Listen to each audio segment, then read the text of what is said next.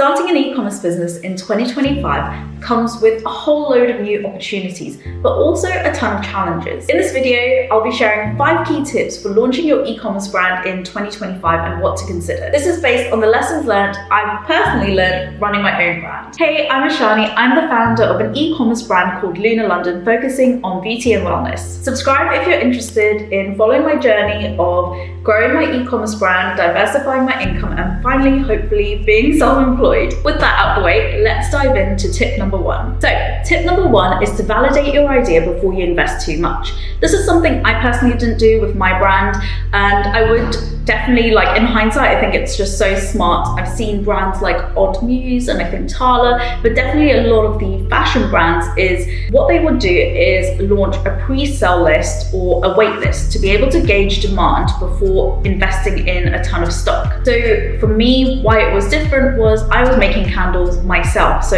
I could go to a supplier and just buy, if I wanted to, 10 jars. I didn't need to go in with a lot of brands, especially, if you're not planning to make your product, you may be wanting to buy it from a manufacturer, and a manufacturer will have a minimum order quantity. So they, a lot of the time, if you're buying from China, they would want you to spend enough money to buy 1,000 pieces of a product.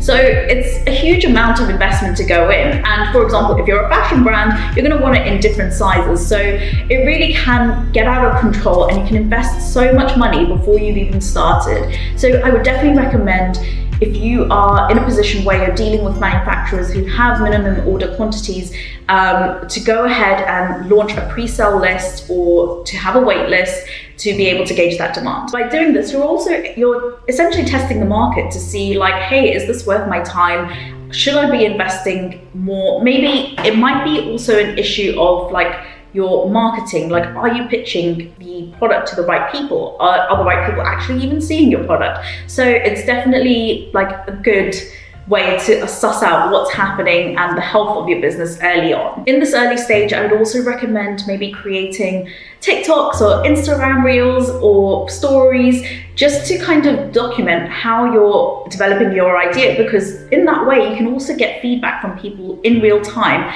to be well, what do you think of this color? Or what about this detailing on this design? What are people liking? So you can use that as an open source crowd kind of feedback. And so I definitely recommend that, and I really wish I kind of did that more when I was starting my business and getting more feedback from people. It worked out for me in the end, but I think maybe it could have gone horribly wrong. I could have spent so much money into something and it didn't work, and that's definitely happened to me, but it just didn't happen early on. So tip number 2 would be to focus on one marketing channel only at first. It's so easy to think you need to be everywhere, and when you see bigger brands, they are everywhere. TikTok, Instagram, email marketing, Pinterest, LinkedIn, there are people who are everywhere, and these brands, we have to remember, are usually bigger teams, so they can go and be everywhere and have multiple people posting on these channels. But when you're starting out, I would suggest to go in with one channel only at first, so you're not spreading yourself thin. So pick one platform and become really, really good at it. For me, initially it was Instagram. I felt I was really consistent, but now I'm starting to foray a bit into TikTok and coming back to YouTube as well. Regardless of the channel, the biggest part of it is actually just being consistent, showing up every day, and whether you get all the likes in the world or nothing, it's about showing up every day, building out the data that you need to be able to see what's working and what's not. Tip number 3 would be to track everything from day one. To be honest, I didn't do this. I absolutely winged it. So when it came to doing tax returns or just financial health checking of my business, it was a mess. I'm not gonna lie. It was really, really bad. So I would say when you're starting at the beginning, when it's so much less complicated, get your infrastructure in place, get your trackers and everything that you need set up straight away. And this will make things so much easier to be able to look back, maybe you want to do a comparison a year on. What was your December last year versus this year? Was it, have you gone up? Have you gone down? Without this tracking, you're never going to know. And you can also trace back, if you have a marketing plan, between like the previous year and this year, you can see what did I do last year? What was it that worked really well for me or didn't work so well? Why am I growing? Why am I stagnant? Why am I slowing down? So track everything from day one. In 2025, tracking is going to be a non-negotiable for me, whether it's tracking customer behavior, of course my financial tracking, inventory, which I've been terrible at previously. And to be honest, I've been like using Notion. I've loved Notion for the last few years. I've been using it. It's really helped me make me feel productive.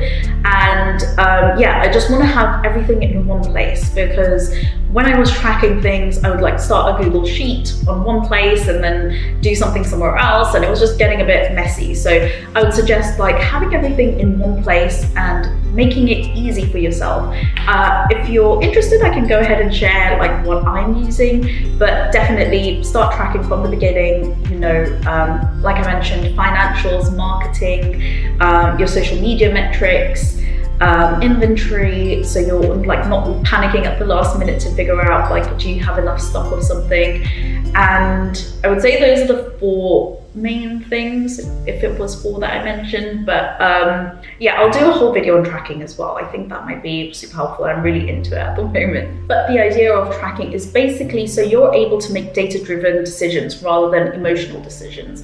It's so easy to get caught up into like, why am I not making sales? You know, why is nobody liking my posts? Why is no one reacting to my posts? It's really, really easy to like beat yourself up about things, but without tracking it, you're not able to like identify what was the root cause of this issue. You're kind of always going to be guessing and then putting yourself down, but actually having all of this data is going to be more powerful for you. Tip number 4 is to leverage AI and automations. AI is changing the game for e-commerce, and if you're not using it, you're really missing out. Whether it's AI product descriptions, chatbots for customer service, or helping you automate your email flows, it's really there to help you save time. For example, I personally use ChatGPT to help me brainstorm. So this is brainstorming for marketing ideas, maybe campaigns, also future product descriptions, trying to identify gaps in the market. I also use it to help me with writing my email flows.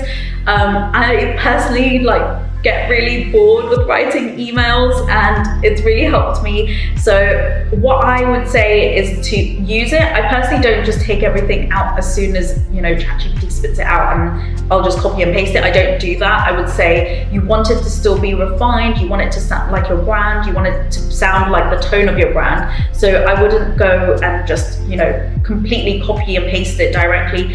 It's always good to vet it, but it's so good to help you save time and also broaden your ideas, I would say. The last tip number 5, is to start small and then scale up.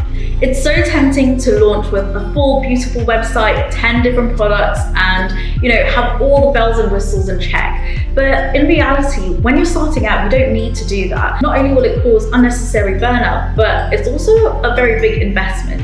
And I would say, looking back, I definitely did this, as I mentioned earlier, that I just went crazy. I was so inspired. I had all these different ideas and I just wanted to implement them straight away. And I think it was a bit different for me. As I mentioned, I started with candles, and with candles you can buy really small quantities, but it just meant that I was diversifying my income into just constantly reinvesting into new products when there were other areas I probably could have invested in, more onto the paid ad side of things and more on the marketing side, rather than trying to build out lots of different products, which does take investment. Whether I'm spending £1,000 on new boxes, that is still a lot of money for a new brand to kind of absorb.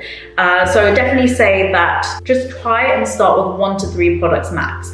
There is no need to go big straight away. So start up with 1 to 3 products, test them out, and then you can always scale up. There's no it's not a race. It's as you launch your business, you'll come to realize that it's easy to actually launch. Although it's scary in the moment, the easiest part is launching, because that's usually the time where you have all the support from everybody and everyone's excited and you're brand new and you're the new kid on the block. So there's a lot of support behind you. But where it becomes tough is then having that consistency and that longevity through like your business life. For me, in my brand, Luna London, I started with candles. They did really well and they are still doing well, but now I want to expand into bath and body products, and that's a new territory for me. I did launch bath salts and they've done okay. Like, I would say they didn't fly off the shelves like my candles did, which is fine because it's a new territory, it's a new category for me. But it's definitely been a good learning experience, and I've learned a lot. Like, candles actually are a really safe product to start a business with, which I didn't really appreciate before. But when you go into bath and body products, it's a longer development time, and I would also say that you have to consider like how much stock you're buying, because you want to have products that are fresh, right? So you need the demand there. So if you're ordering like thousands of, bath salts per se, if you're not going to sell 1,000 bath salts, that product will go off by a certain time. So there is definitely more of a pressure on that side. So I would also consider the type of product that you're selling, and how time sensitive it is. Okay, so those are my 5 tips for starting an e-commerce business in 2025. It's my first video after 3 years, so I'm still kind of getting used to things, so hopefully it made sense. I'd love to hear if you're starting an e-commerce brand in 2025. How's it going? What stage are you at? It's really like an exciting place to be in, so please share what's going on in your business. And if you've already started a business, I'd love to know what are some of the challenges that you have found through your business life, and what would you add to my 5 tips? Like, is there something that you feel that I missed out? Because I'm always here to learn, and I'm sure everybody else is too. So please pop it down in the comment section below. If you found this video useful, please don't forget to subscribe and hit the notification bell. It's really motivating to see that, and like really helps me continue. So please go ahead and do that. And of course, I'm back after 3 years, so if there's any video suggestions or anything you want to listen to or find out more about specifically, please pop it down in the comment section below.